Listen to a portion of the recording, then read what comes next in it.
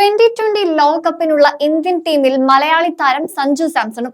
ദിവസങ്ങൾ നീണ്ട ചർച്ചയ്ക്കൊടുവിലാണ് രോഹിത് ശർമ്മ ക്യാപ്റ്റനായുള്ള 15-അംഗ ടീമിനെ ഇന്ത്യൻ ക്രിക്കറ്റ് കൺട്രോൾ ബോർഡ് പ്രഖ്യാപിച്ചത്. ഹർദിക് പാണ്ഡ്യയാണ് വൈസ് ക്യാപ്റ്റൻ.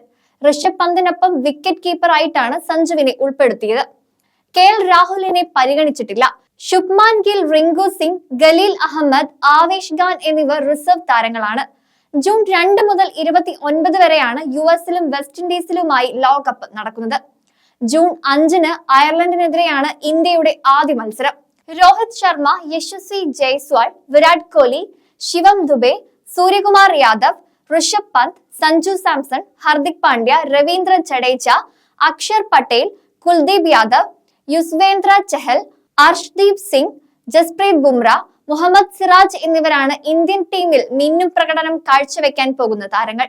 IPL-ൽ രാജസ്ഥാൻ റോയൽസിന്റെ ക്യാപ്റ്റനായ സഞ്ജുവിന്റെ തകർപ്പൻ പ്രകടനമാണ് താരത്തിന് തുണയായത്. ആവേശമുയർത്തി സഞ്ജുവിന്റെ പുതിയ സോഷ്യൽ മീഡിയ പോസ്റ്റും ഇപ്പോൾ വൈറലാണ്.